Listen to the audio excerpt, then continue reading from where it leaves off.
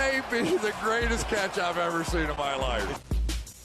Alright guys, this video is going to be a little bit different of a format where I actually went out there and during the live stream last night, I told y'all to go follow me on Instagram, go swipe up on my stories. This is what I'm going to be doing a ton from now on because y'all know I live stream every single night trying to get to as many questions as I possibly can, but it's impossible when we are having 400 people in a live stream.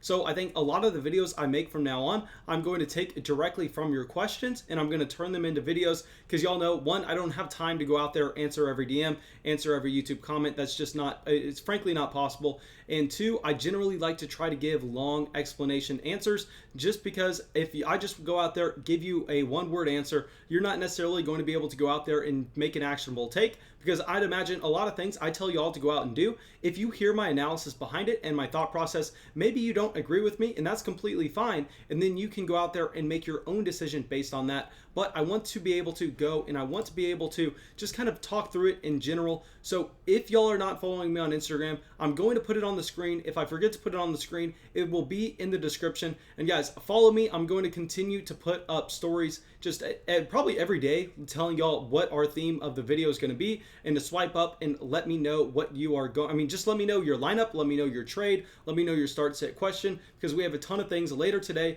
I'm going to be doing a rate my trades video where I'm going to go through and rate the trades that you've recently made in week 4. And then tomorrow I'm going to answer last minute start sit questions and that will be through Instagram as well. So make sure you're following me there because for some reason, YouTube does not let me do stories even though we already have 9,000 subscribers. But let's get into some of these teams. And guys, thank y'all so much for all the submissions that I got. I'm very sorry if I'm not able to get to your team. I just got so many that I think that I picked either my 4 or 5 favorite ones. And we're just going to try to dive into these and give some good solid analysis behind it. But first, let's start with our man Victor. Victor, possibly the #1 supporter of the stream.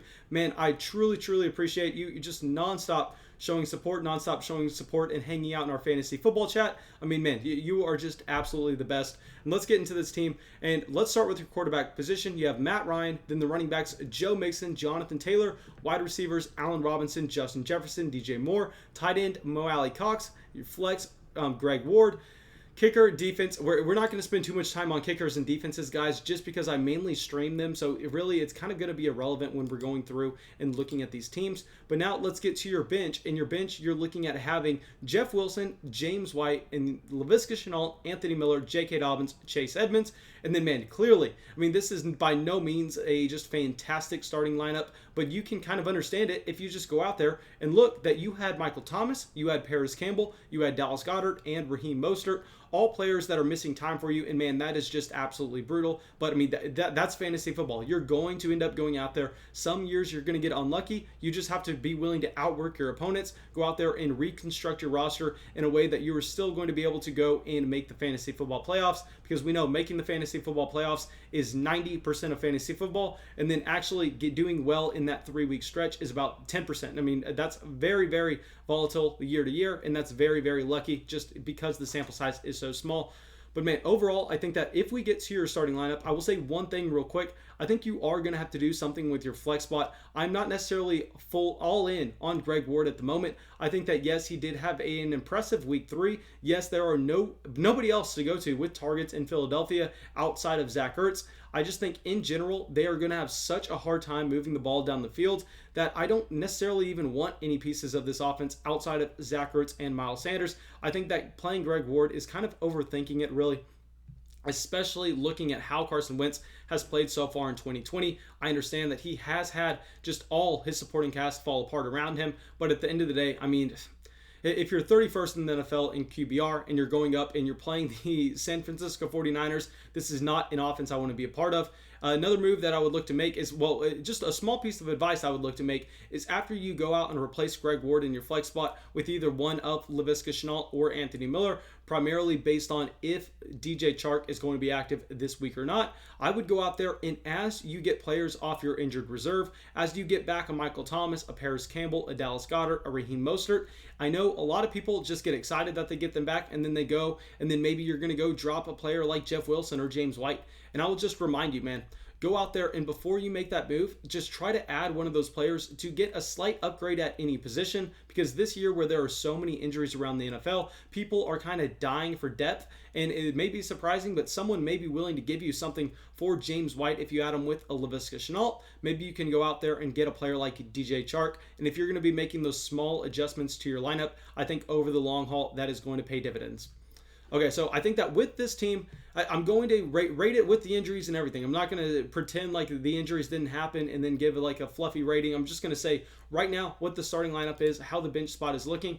And man, just because you went out there, I think that's going to help a lot when you get Michael Thomas back, because he's going to shift everything around in this starting lineup. I can't give it that high of a rating, man. I think that we're going to have to give it a C+, because you did go out there and you made some nice adjustments after seeing those injuries where you're kind of staying afloat for the time being. But man, you really need to see some of those players come back from injury. That way you can get some more production into your starting lineup. Now, let's get our next team up here. This is going to be a submission from Instagram. Of course, that's where all these come from. And then let's talk about this team right here. It's called the Poopers. I don't know why you named that your team that, man. But anyway. Okay, quarterback, Matt Ryan. Wide receiver, DJ Moore, Kenny Golladay. Cooper Kupp, running back, Clyde Edwards-Helaire, Dalvin Cook. Tight end, George Kittle. Flex, David Montgomery. And then you have a couple guys on the bench here that look like they have a good amount of upside. I did not include the entire bench just because, I mean, we were mainly focusing on the starting lineup right here. But having DJ Chark and Terry McLaurin are going to be great guys, not necessarily for this week. I think I would completely keep your starting lineup the way you have it. But I think that just in general, with the buys coming up, with the injury rate increased, in a start 3 wide receiver league, I love having a couple of those extra wide receiver 2s that you're going to be able to rely on any given week. So man, I mean, just absolutely fantastic here. I think that just overall, I don't really have that many notes on this team. I think that your quarterback position is lacking just a little, and that Matt Ryan, yes, he's going to be one of these quarterbacks that can go out there and throw for great volume, but we know Matt Ryan has almost 0 rushing equity. So I think possibly, because I mean, knowing how stacked your team is looking here, you could go out there and package a guy like Matt Ryan and Terry McLaurin and just get an elite level quarterback. And I think that if you're putting that into your starting lineup, man, it's going to be extremely, extremely hard for anybody to take you down this week. Overall, I think I have to give this lineup an A. I mean, I don't know what else I would do with it. You just have 2 elite level running backs in Clyde Edwards-Helaire and Dalvin Cook. You have just a ton of wide receiver depth, because we know that that is actually going to be extremely important in a league where you have to start 3 wide receivers. You have that elite level tight end. I mean, outside of Travis Kelce, a healthy George Kittle is going to be able to outproduce any other tight end in fantasy football. So man, fantastic roster. I think we're going to give it an A. If you can go out there and upgrade the quarterback position, I think we're going to give it an A+. All right, let's get to our next team, and I'm going to try to go a little bit faster so I can get through as many teams as we got. I mean, as we got submitted, because I'm sorry, we got so many submissions. I'm not going to be able to get through all of them, but I want to get through as many as I can. And okay, first, let's go over this roster, having Lamar Jackson at quarterback, Miles Sanders and Josh Jacobs at running back, Adam Thielen, Stephon Diggs at wide receiver, Darren Waller at the tight end position, Mike Davis at the flex, and then your bench is loaded up with Julian Edelman, Hayden Hurst, Devontae Freeman, Antonio Gibson, Myles Gaskin, T. Higgins, and Russell Gage.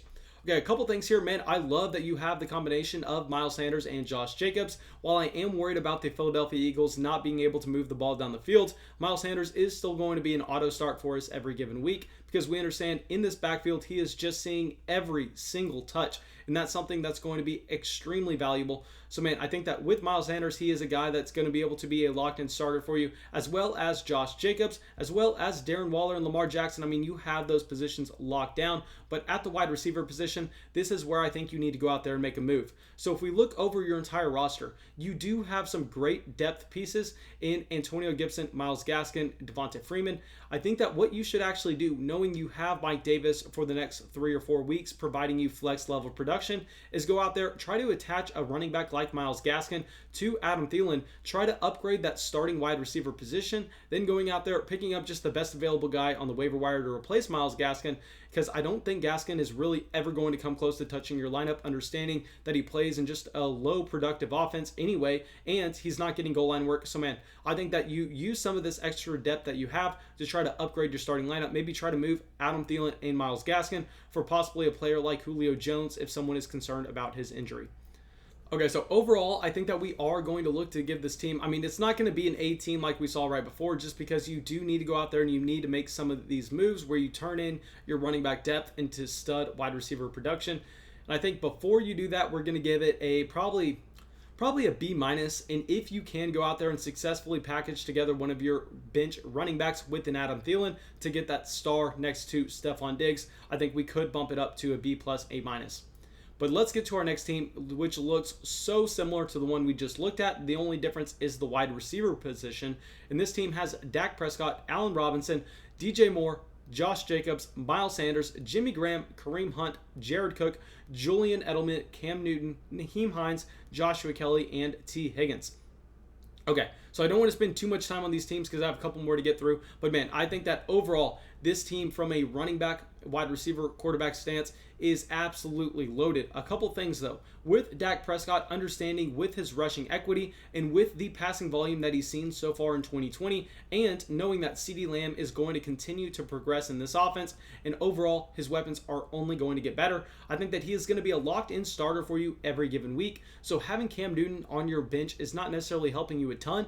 I think that I would go out there, look to package Newton and a player like Jimmy Graham, because by no means do I want Jimmy Graham anywhere near my starting lineup. I'm going to go out there, try to make that pairing, possibly even throw in a depth piece running back like a Naheem Hines, and just try to get whatever the best tight end available is to me. I'm going to try to go out there, get a guy like TJ Hawkinson, Noah Fant, Hunter Henry, just any tight end in that range. Possibly if you really find a team that needs a quarterback for Cam Newton, if you could just shoot for the stars, try to package them together and get a player like Mark Andrews, I mean, man, that would be fantastic. As is though, I think that we are going to have to go out here and give this team a B+. I mean, they just have a ton of talent all over the place. The only problem is going out there and trying to get some more tight end production.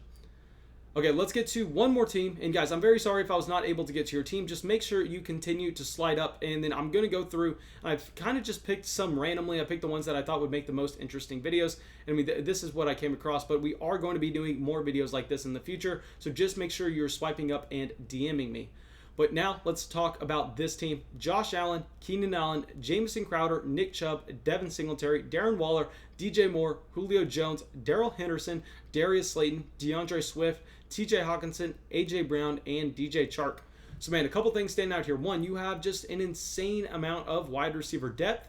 Two, props on you for going out there and having the stones to play Jamison Crowder this week. Personally, I think that I would not have done that. I think I would have waited to see if we could have heard more reports on Julio Jones. But man, clearly, I think that you made the right decision, seeing that Jamison Crowder locked in that over 100-yard game for you this week. And then we are looking at the rest of your roster. And I think the one thing that I am going to look to do here is, because you are loaded at wide receiver, you have that stud quarterback, you have the wide receiver depth, and you have a top-end running back, I think I'm going to look to package someone with one of these running backs to get an upgrade, whether that's going out there and packaging Darrell Henderson, who's going to have a lot more value for someone else's roster at this point, because we understand that Darrell Henderson looks like he's going to be a fantastic play in week 4. The only problem is, once Cam Akers does come back, Cam Akers is going to siphon away some carries from Darrell Henderson, and I don't know if we can 100% rely on him to be startable, but I can guarantee you someone in your league is going to be desperate for that Darrell Henderson production this week.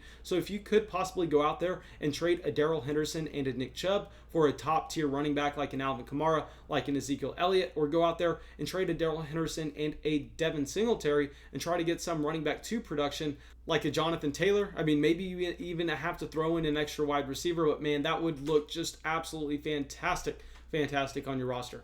Overall, I think that we are going to end up having to give this roster, as it stands, a B-. I think that when Julio Jones comes back, it's going to make it a lot better. And if you can successfully package together some of your depth to upgrade a starting lineup spot here or there, I really, really would love how that looks. But thanks, guys. I really hope y'all enjoyed this video format. I'm going to go out there and do a little bit more like this if y'all did enjoy it. But yeah, that's all I got for y'all, and have a great day.